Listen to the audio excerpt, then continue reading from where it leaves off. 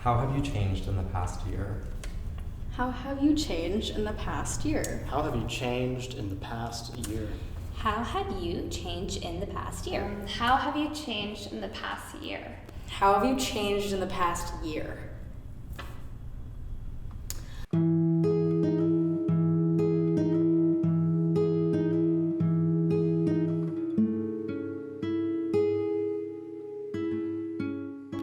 How have you changed in the past year? Oh God. Take your time.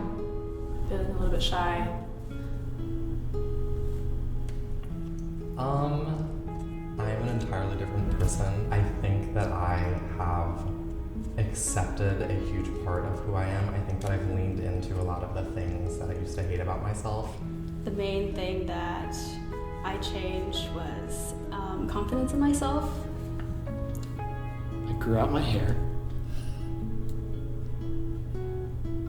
And I stopped doing things that I felt I had to do because they were just obligations. For me, initially during COVID, I was really nervous about moving back home. Sometimes growing up, my parents were divorced, so being in a divorced household and kind of the struggle of going back and forth, kind of being put back in that environment and not really having my freedom of space, really kind of just shook me a little bit. So I found that sensitivity is a superpower.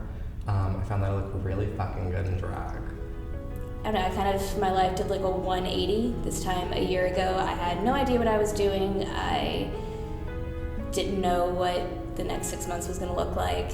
I think I've found a way of coming into myself more. I don't know if that's because I'm on Prozac now, but I feel like I'm more self-assured. I realized something that was kind of sad, and when I reacted to it, I smiled.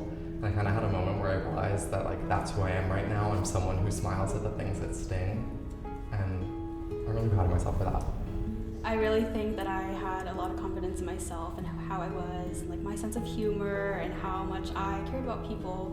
And I think that really carried me through this past year. So I definitely would not say that I'm the same person now that I was back in July. I think that I have become way more comfortable and appreciative of all of the emotions that aren't easy, like sadness or feeling restless or feeling unsure of myself or overwhelmed. I think I've found a bit of a beauty in all of the lessons that they bring me if I commit to them. what lesson took you the longest to learn? Probably that I don't have to be in control of everything. This lesson was something I struggled with for a very long time because I always compared myself to other people, and that was definitely being impatient with romance. It sounds kind of silly when you say it out loud, but recently, in the past year, I kind of had this epiphany that there's 24 hours in the day, which is a lot more than it sounds like. I was not one of those people that many people would come up to and ask out, and all my other friends were go on dates and have boyfriends and stuff like that. And I think especially in college, I took a really long time to learn that I didn't have to be super rushed when it came to romance and just wait a while and focus on myself. You don't always have to be approaching that next stage or that next season in your life. You can just kind of slow down, enjoy where you're at, and really soak it in before you kind of rush on to the next thing. Recall a memory from a time when someone deeply impacted you or your life. A memory of a time. That's hard. It's tough. Oh, I have a good idea. You said I can pass, right? I might pass this one. I met this girl named Claudia, and she was an international student from Spain, and she absolutely just popped into my life in a time when I didn't even know that I was like seeking someone exactly like her. And her and I were the fastest friends. And one of my teachers sat me down and asked if anything I was doing was something that I wanted to do forever. And I said, no, not at all. I hate everything that I'm doing right now. And I took such joy in like introducing her to my best friends and to my family. And if she hadn't sat me down and kind of slapped me in the face telling me that I was doing way too much and not enough at the same time, it was just incredible. And I didn't realize that that was a part of myself that I love so much, is just, I don't know, being the person to make someone feel at home. I probably would have kept doing that and probably still wouldn't know what I want to do with my life. And actually, she was the person that inspired my very first short film that I ever made, which is why I'm doing what I'm doing.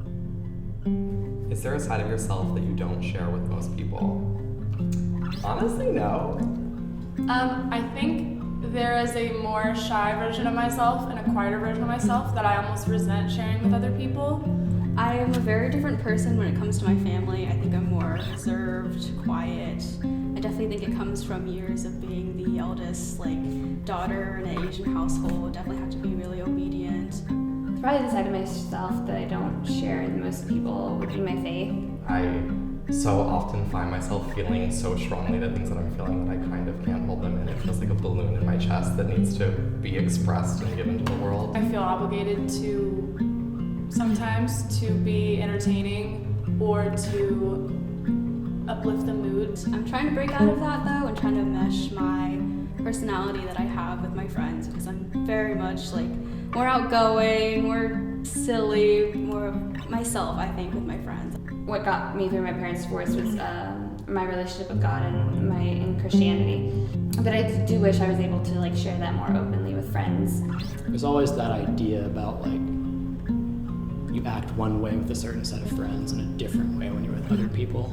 I definitely think it's possible to fall into that, but I also think a lot of that is just who you are. I think your personality may not be different sides, but just exists on a larger spectrum, and that all of those things and all those ways that you act can still be who you are.